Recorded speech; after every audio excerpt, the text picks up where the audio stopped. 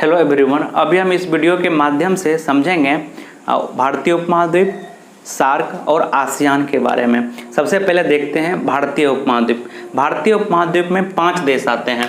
पहला भारत, दूसरा पाकिस्तान, तीसरा नेपाल, चौथा भूटान और 5वां बांग्लादेश। ठीक है, अगला पॉइंट देखते हैं। यह सभी देश गोंडवाना भूमि का भाग है। गोंडवाना भूमि समझने के लिए हम थोड़ा सा यहाँ पे देखते हैं। शायद ये आपको ठीक से नहीं दिख रहा होगा, लेकिन समझ जाइएगा। अभी वर्तमान में 7 महाद्वीप है। महाद्वीपों की संख्या 7 है, लेकिन जब शुरुआती काल में जब पृथ्वी का निर्माण हुआ था, उस समय एक ही में था। 7 महाद्वीप एक ही था, जिसे कहते थे पेंजिया। स्थल भाग को पेंजिया कहते थे, और जो पानी वाला भाग था, जो महासागर थे, उसको पैंथलासा बोलते थे। लेकिन धीरे धीरे यह 2 भागों में टूट गया। आने वाले समय में 2 भागों में टूट गया। एक भाग टूट गया अंगारा लैंड और दूसरा गोंडवाना लैंड।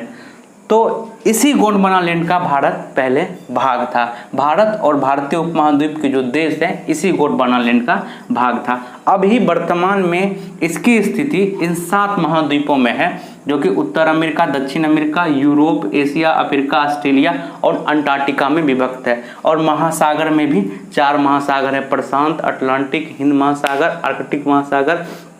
ठीक है, आगे का टॉपिक देखते हैं, सार्क। ठीक है, सार्क का फुल फॉर्म होता है south Asian association for regional corporation. ठीक है, सार्क की स्थापना 8 दिसंबर 1985 को हुआ था।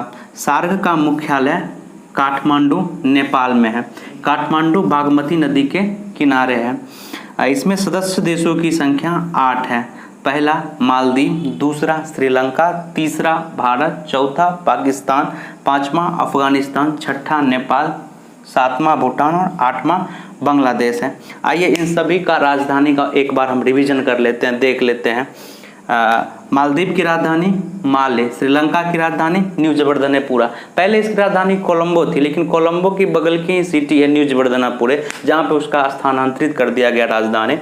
भारत की राजधानी नई दिल्ली, सभी को पता है। पाकिस्तान की राजधानी इस्लामाबाद, अफगानिस्तान की राजधानी काबुल, नेपाल की राजधानी काठमांडू, भूटान की राजधानी थिम्पू। ठीक है, भूटान की राजधानी थिम्पू है। भूटान में एक एयरपोर्ट है जिसका नाम है पारो एयरपोर्ट। ठीक है, बांग्लादेश की राजधानी ढाका और इसका मुद्रा टाका है। अगला फैक्ट देखते हैं। इसका अन्य नाम दक्षेस्क दक्षिण एशियाई क्षेत्रीय सहयोग संगठन है। ठीक है, वर्तमान में सार्क के महासचिव हैं, 14वें महासचिव हैं एसाला रुबान बेराकोन, जो कि 2021 में श्रीलंका के हैं। ठीक है, सार्क का अंतिम बैठक वर्ष 2014 नेपाल में हुआ था। सार्क के 19वें सम्मेलन वर्ष 2016 में पाकिस्तान में किया जाना था। कई देश हिस्सा नहीं ले पाए, जिसके कारण रद्द करना पड़ा, और 2016 के बाद से सार्क का कोई बैठक अभी तक नहीं हुआ है। एक महत्वपूर्ण प्रश्न इससे बनता है, साप्टा कब प्रभावी हुआ था? साप्टा एग्रीमेंट है। ठीक है, इसका फुल फॉर्म होता है एस से साउथ, ए से Asia, south Asia free trade agreement. ठीक है, south Asia free trade agreement. ठीक है, ये कब प्रभावी हुआ था? तो 1 जनवरी 2006 को ये प्रभावी हुआ था।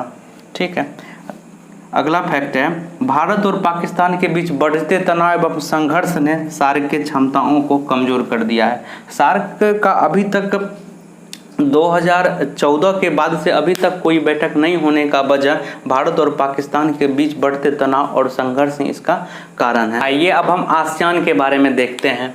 आसियान का पूरा नाम है association of south east Asian Nations, यानी एशिया के दक्षिण और पूर्वी भाग में जो देशों का समूह है, उन देशों के समूह को आसियान कहते हैं। आसियान की स्थापना 8 अगस्त 1967 को किया गया था। स्थापना के समय 5 देश थे और यह बैंकॉक घोषणा पत्र के तहत इसकी स्थापना की गई। आसियान का मुख्यालय जाकार्ता इंडोनेशिया में, इंडोनेशिया की राजधानी जाकार्ता है, जो जावा द्वीप पे स्थित है। अभी हाल ही में इंडोनेशिया की राजधानी परिवर्तन करने की बात चल रही थी। अब राजधानी इंडोनेशिया के परिवर्तन कर बोर्नियो द्वीप पर कालीमंडन ले जाने की बात चल रही है। ठीक है। आसियान में सदस्य देशों की संख्या 10 है। पहला म्यांमार, दूसरा थाईलैंड, तीसरा लाओस, चौथा वियतनाम, पांचवा कंबोडिया, छठा मलेशिया, सातवां सिंगापुर, आठवां ब्रुनई, नौवां इंडोनेशिया और 10वां फिलीपींस। आइए इन सब का राजधानी थोड़ा देख लेते हैं। म्यांमार की राजधानी नेपिटो। म्यांमार का पुराना नाम बर्मा है, राजधानी नेपिटो। और थाईलैंड की राजधानी बैंकॉक। लाओस की राजधानी बिंतियांग। वियतनाम की राजधानी हनोई।